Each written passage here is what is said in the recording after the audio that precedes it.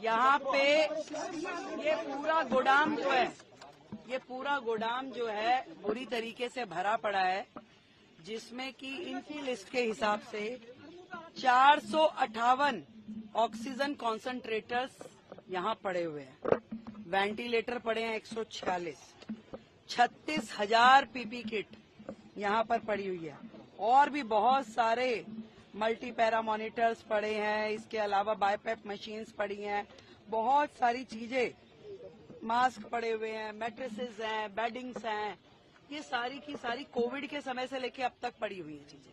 और ये एक अस्पताल का मैटर नहीं है, ये हर अस्पताल के गोदाम ऐसे ही भरे पड़े हैं, जो कल मैंने हाउस में बोला था।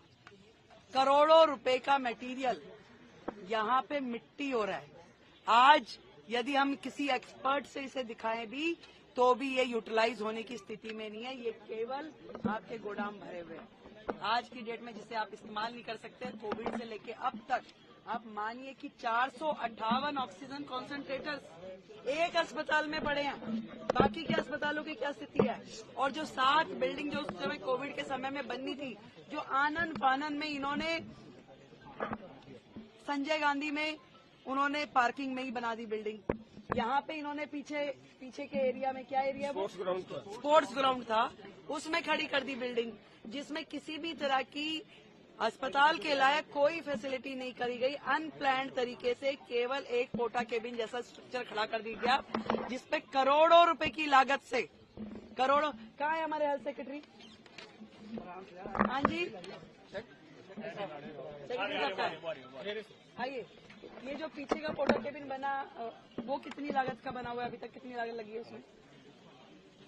जो यहाँ पे कोविड के समय में जो 7 बिल्डिंग्स में से एक बिल्डिंग है, टेम्परेरी स्ट्रक्चर जो बनाई थी, हाँ, सेमी परमानेंट स्ट्रक्चर, वो यहाँ पे अभी कितना % पूरा हुआ है? 60% पूरा हुआ है। कितनी लागत से बना था ये?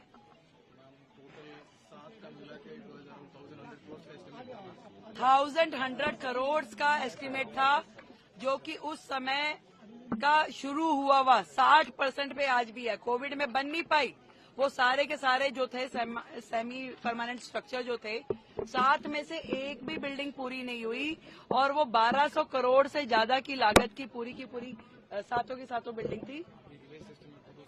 और आज की डेट में अगर उसको रिवाइज एस्टिमेट भी माने तो लगभग 2000 से ऊपर तो 6 महीने पहले का इनका एस्टिमेट था।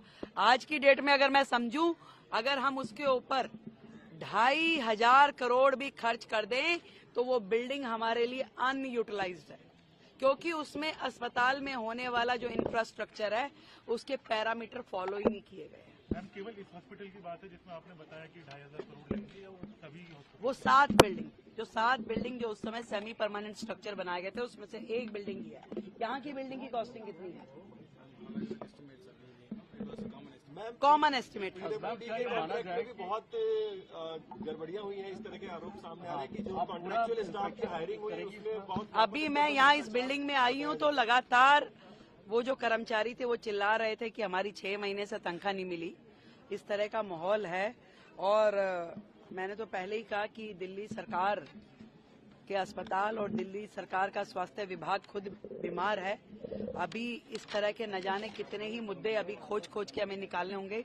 जो लोग चिल्ला रहे हैं कि 2,500 दीजिए, पहले वो ये देखें कि दिल्ली सरकार वो किस हालत में छोड़ के गए, कितना करोड़ों रुपए का उन्होंने नुकसान दिल्ली की जनता का किया।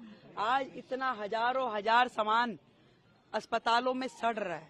ये एक अस्पताल की बात नहीं है, ये सारे अस्पतालों में इससे बड़ी बड़ी सूचियां पड़ी। आपने खुद पूरे के पूरे उसकी गोदाम की हालत देखी, आप बिल्डिंग की हालत देखिए, कर्मचारियों को तनख्वाह नहीं है, अंदर इंफ्रास्ट्रक्चर नहीं है, चीजें नहीं है। इस बीमार हालत का जिम्मेदार कौन है भाई? आज हमें तो इस स्थिति में आप देखे जा रहे हो। हम इसके लिए प्रयास करेंगे चीजों को ठीक करने की। आपने पूरे के पूरे सिस्टम को डिफंक कर दिया। आज वो अस्पताल जिसमें हजारों मरीज रोजाना आते हैं,